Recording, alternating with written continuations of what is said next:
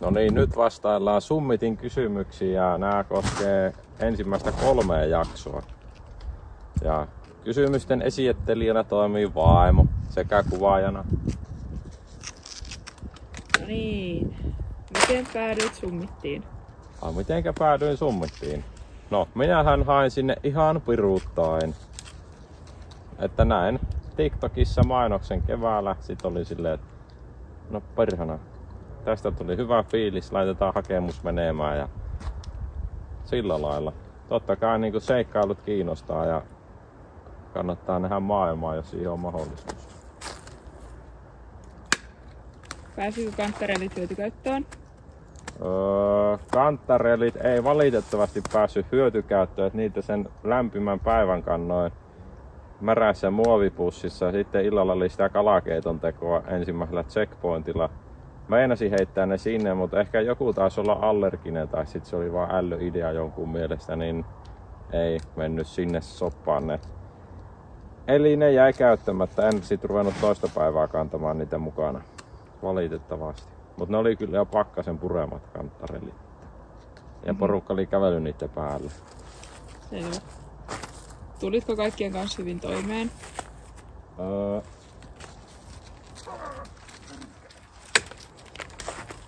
Kaikkien kanssa tuli melko hyvin toimeen. Et tietysti joittekin tulee paremmin kuin toisten, koska kokee, että ne on niinku semmosia samanlaisempia ihmisiä. Tai niinku kokee sille jotain enemmän yhteistä.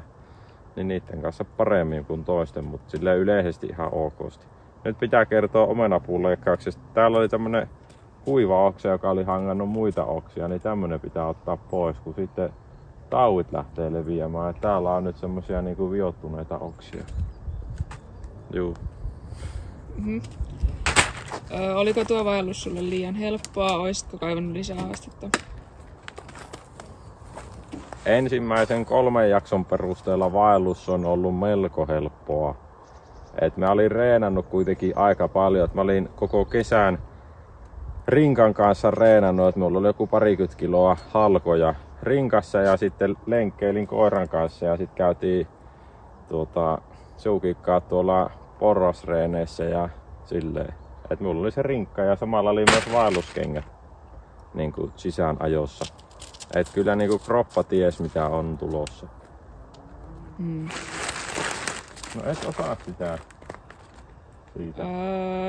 Voiko siitä voittaa oikeasti 150 tonnia, kun esim. Sadu ja Tiia mukaan meni 10 per nenä? Vähän huijauksen maku. Ohjelmaahan markkinoitiin, että pääpalkintona 150 000 euroa ja se on se pääpalkinto, joka on niinku alussa se kokonaispotti, mutta sehän lähtee pienenemään siitä. Et just siinä oli ne Sadu ja Tiia 2 pudotusta, mitkä ei ollut semmosia checkpoint-äänestyksiä, niin siinä se raha ei jäänyt sit sinne kiertoon. Älä nyt vie sitä. Et silleen ite en missään vaiheessa ajatellut, että voisin saada 150 000 euroa pelkästään itselleni. Et silleen oli niinku ajatus, että tää ohjelma tulee olemaan joku Summitin kaltainen, että siinä on jokaisella se osuus siitä. Ja tavoitteena olisi päästä sinne huipulle. Taisi olla joku kysymyskin, että vastasiko se jotenkin odotuksia.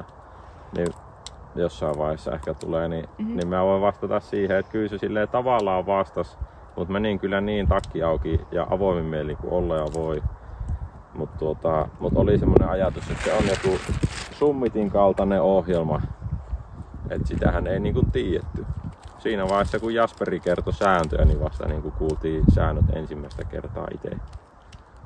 Mut ajatus oli niin semmoinen kutina, että tämä voisi olla joku Summitti-homma. Et varmaan voi tähän vastata, mutta oliko käsikirjoitettuja kohtauksia? Siellä paikan päällä niin totta kai niin ne tehtävät ja semmoiset siirtymät, niin ne oli tarkkaan tuotantoyhtiön suunnittelemat. Mutta sitten kaikki se, mitä niinku meidän ihmisten välillä tapahtui, niin se oli ihan semmoista luonnollista, orgaanista ja spontaania. Et sitten niinku totta kai niinku leikkauspöydällä asioita saa korostettua ja silleen vähän niinku sitä jotain järjestyksiä muutettua tietyllä tavalla. Mutta siis silleen toistaiseksi ainakin ohjelman kulku, mitä se telkkarissa näyttää, niin se vastaa hyvin paljon sitä todellisuutta. Mutta kyllä siinä niinku silleen korostetaan ihmisten piirteitä hyvään ja huonoon suuntaan, miten sitä on niinku haluttu sitten niinku jälkikäteen vielä silleen pelata. Mutta kaikki on niinku, jokainen on pystynyt kyllä itse vaikuttamaan siihen, että minkälaisen kuvan itsestä antaa. Sinusta on tehty sankari. Ehkä se on vain sinun mielipiteesi. Oliko Riippusilta vaikea ylittää? Riippusilta oli vaikea ylittää ja siinä vaiheessa meikäläisellä tuli ajatus, että pitääkö nyt luovuttaa. Oho. Ensimmäistä tai niinku puoleen väliin oli helppo. Sen kun vaan lompsi, tasapainotteli hyvin. Ja puolen välin jälkeen kun alkoi vetämään käsillä aina silleen niinku itteensä eteenpäin, niin se otti forkkuihin tosi paljon. Et kyllä siinä niinku, se ehkä niinku telkkarissa se minun juttu näytti helpommalta kuin se todellisuudessa oli. Ja se, että kun nähtiin se Riippusilta ensimmäistä kertaa, me oltiin jo tosi korkealla, vähän se Tiian oksennuksen jälkeen, semmoisella jyrkällä rinteellä, ja sitten nähtiin siellä kaukana yläviistossa se Riippusilta. Niin siinä vaiheessa tuli ihan jäätävä paskahätä minulle. Että siis tuli kropalle semmonen taistele tai pakene reaktio, että oikeesti pitääkö meidän mennä tuo. Et se oli silleen kyllä niinku, siinä niinku lyötiin luulot pois heti niinku alussa. Et se oli hieno kokemus. Ja siitä päästään, että me paskottiin busseihin ja kuljeteltiin niitä mukana. Yli päivä pari johonkin checkpointeille ja sitten jätettiin ne sinne. Et ei niinku jätetty paskaa sinne ympäristöön. Olis toi muka kysymys? No se on osaltaan yksi kysymys. Niin kauan sillan ylitys kesti oikeasti? No minulla meni ehkä joku 10 minuuttia karkeasti. Siinä on tosi hankala arvioida sitä ajan kulkua. Kuvaha koiraa välillä. Oliko siistiä matkustaa helikopterilla? Terve. Oliko siistiä? No totta kai se oli siistiä. En ole ikinä ollut helikopterin kyyvissä ja sit pääsi tuolla ja noikomaissa maisemissa ja silleen, että oli kyllä niin kuin komeita. Sinulla on tikkuröijy päälläsi. Kuka sen on sinulle tehnyt? Miksi käytät tikkuröijyä? Siis onko se tuo paita, mikä sulla nyt on? Kyllä, tämä on tikkuröijy eli luotolainen. Tää on vähän sen tyylinen. Oikeassa luotolaisessa olisi tässä halkio ja sitten napit, että sen saisi niinku auki. Mutta tää on mun tätiin tekemä. Hän teki tän muutama vuosi sitten. Ja tämähän on mulle niinku tosi iso. Mutta se ei niinku haittaa yhtään. Tää on myös niinku tosi lämmin, että täällä on paljon ilmatilaa. Ja jossain moitittiin ja kyseenalaistettiin, että miksi mulla on näin painava vaate mukana. Niin mun mielestä tää oli niinku paras juttu, mikä mulla siellä oli mukana. Et ei ole niinku tämän parempaa tyynyä. Sitten kun oli vähän paitamärkä kävelystä, niin sit heitti tän tauolla päälle, niin oli lämmin, vaikka oli märkä paita. Et silleen, tää oli niinku tosi hyvä. Nytkin täällä on vähän tämmönen nollakeli, mutta tosi hyvin pärjää. Onhan täällä tietysti pitkä hihasta alla, mutta silleen, tää on vaan hyvä paita. Ja sitten tänne pääsee niinku piiloutumaan näin. Sitten tää lämmittää täältä tosi alhaalta. Ja tää on ihan niinku lampaanvillaa. No siinähän oli kattava vastaus. Joo, voin keskustella villapaijasta lisää. Ja sit siinä kakkosjakson mun esittelypätkässä, kun väännän tietokoneen hommaa, niin se on siskon tekemä Puijon Lehto-niminen paita. Oliko se? Joo, siitä joku on kysynyt muualta. Et ne on ihan niinku, tää on täti ja se oli siskon tekemä paita. En ymmärtänyt, miten voitettava rahasumma loppujen lopuksi määräytyy. Mikä on max niin kuin summa per henki? No se on vähän samaa, mutta sen näkee sitten, miten peli etenee. Ei minun omenapuun leikkaus etene, ei ollenkaan, joo. Mutta mulla on TikTokissa ainakin ja YouTubessa vuosi sitten mä tein omenapuun leikkausvideo, niin siellä ehkä mä selitän enemmän, miten tää omenapuun leikkaus etenee, että sen voi käydä katsomassa.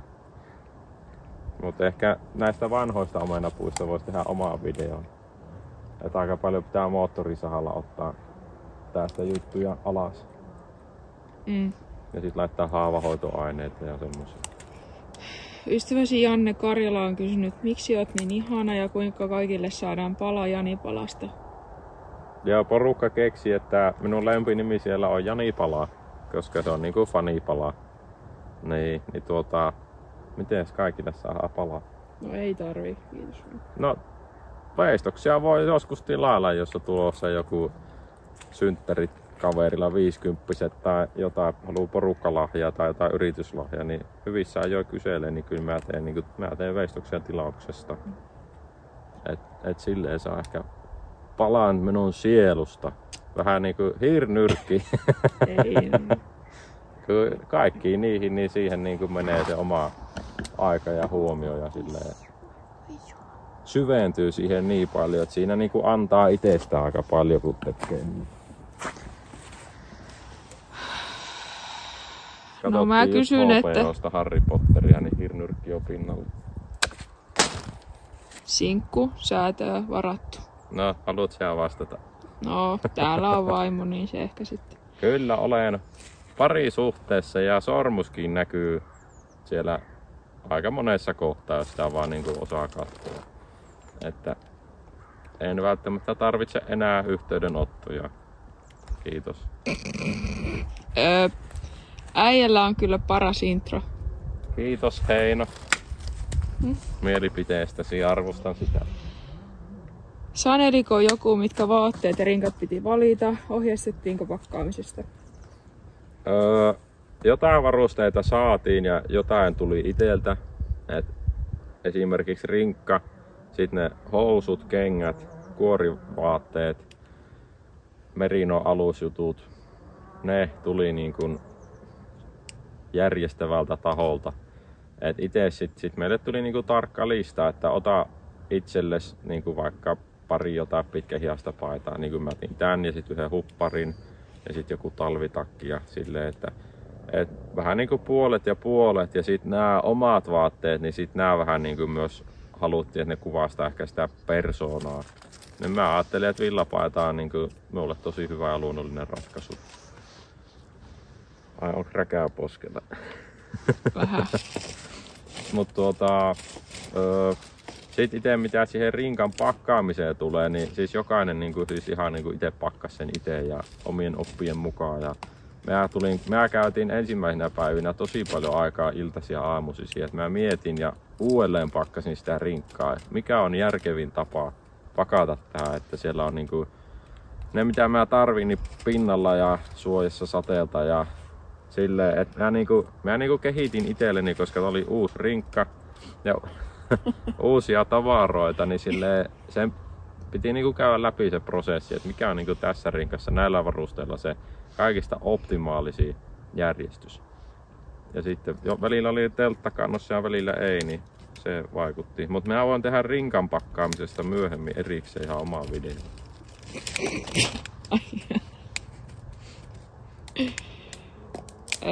Jännittääkö tulevat jaksot? Jännittääkö tulevat jaksot? Niin. No ei silleen. Tai niinku, kyllä silleen, mutta ei silleen. Mä oon niinku, en mä nähnyt painajaisia. Mä oon silleen ihan niinku chill. Se mitä on siellä tapahtunut on tapahtunut ja se on siellä ja tulevaisuus on edessä.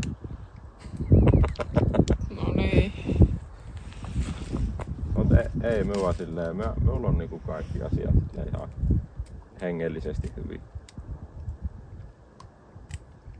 Mutta totta kai kohta minä katsoo Katsomo Plussasta 4. jakso, niin sitä niinku innolla odottaa, että mitä siellä tapahtuu. Siis onhan tää niinku helvetin hyvä muisto itselle hienosta reissusta. Tämmönen hauska kotifilmi. Että tää on niinku kiva katsella telkkaria nyt. Ei taida muuta olla kuule sit. Eiks oo? No, täällä on parhaan muistoa 2/16 Raivik-kokemuksesta. Eli inttikaverit kyselee armeijakokemuksia. No, mikä se olisi paras kokemus? Ei nyt tuu silleen mitään yksittäistä mieleen. Kai se jos menestyy jossain kilpailussa tai tuoleen. Ja...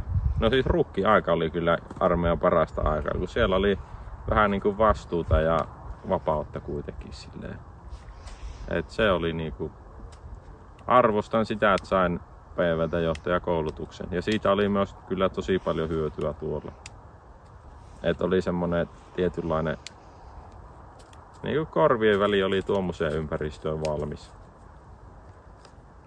Ja muutenkin pitää sanoa, että oli niinku yksi syy, miksi halusin lähteä tuonne, oli se, että eihän niinku tavan arjessa pääse yhtäkkiä olemaan tuommoisessa ryhmässä, tuommoisessa ympäristössä ja sit niinku miten se hierarkia siellä alkaa muodostumaan ja tälleen. Et niinku oli niinku hieno päästä kokemaan, että mikä on se oma paikka tuommoisessa tietynlaisessa laumassa. Me oltiin niinku tietynlainen susilauma, joka vaelti siellä. Et silleen, että jotkut sanoo, että kauheata draamaa ja juonittelua ja selkääpuukottelua on, että nyt on mennyt sarja pilalle. Niin se, siis ihmisluonto on semmonen, että jos se laitetaan tuommoiseen tilanteeseen, niin se alkaa keksimään strategioita ja keinoja, että miten niinku itse menestyisi. Mm-hmm. Ja tuo niinku esim. Selviytyjiin verrattuna, niin mun mielestä oli paljon parempi konsepti just se äänestysjuttu, että asiat sanottiin päin naamaa, että ei ollut silleen, että salassa vähän jotain supisti ja äänesteltiin. Satu-äänestys oli tiukka paikka, mutta siitä eteenpäin niin ne on ihan niinku tolleen keskusteluja. Mm-hmm. Tuleeko vielä kyssäreitä? Ai, no sitten se tää yksi oli kysymys. Tämmönen, että oliko reissussa ikävä vaimoa, kisua ja koiraa? Ei kai tälle sun oma kysymys. Ei. Totta kai reissussa oli ikävä vaimoa, kisua ja koiraa. Ai lampaita ei ollenkaan. No oli just sanomassa, että just ennen reissua ostin pässimme ja uuhille, mitkä vilahtaa siinä kakkosjakson esittelyssä, niin sit oli niinku hauska miettiä, että mitä laitumella tapahtuu. Että osaako pässipoika hommia. Että toivottavasti kuukauden päästä alkaa riitsoita. Joo, eiköhän se oo siinä kuulla. Pitäisikö mulle leikata vielä näytösluontoisesti pari oksaa? Tää on mennyt tämmöseksi saksien heilutteluun. No mä voin ihan yleisperiaatteen kertoa. Tosiaan tässä on vanha puu. Ja siinä oli paljon niinku ylöspäin korkeita paksuja oksia. Niin mä ne sahasin äsken tuolla akkusahalla pois. Ja tavoitteena olisi saada nyt niinku tilaa ja se, että se kaartuu näin. Ja kaikki sisäänpäin ja ylöspäin kasvavat oksat pois. Sitten ne, mitkä hankaa toisiaan. Näissä on tosi paljon tätä jäkälää näissä pinnoissa, niin nämä pitäisi periaatteessa rapsuttaa pois, että se niinku hengittää se tuo pinta paremmin. Et tässä on aika monta näitä vanhoja puita, millä ei ole kukaan tehnyt vuosikausia yhtään mitään. Niin nyt on kiva päästä saamaan tän, niin että saa tän niin silleen siistimän näköiseksi tän ympäristön. Niin minä jatkan näitä hommia ja sitten mennään katsomaan nelosjaksoa. Oh my god. Joo. No ei mitään. Kiitoksia katselusta ja palataan asiaan. Ja kiitos vielä. TikTokissa on 20k täynnä, Instagramissa 2000 ja YouTubea alan tekemään tässä keväällä enemmän. Että arvostan paljon, jos pistätte kanavaa tilaukseen. Että juu. Se olisi semmonen nyt tän kevään tavoite, tää YouTube. Mhm. Juu. Hei hei.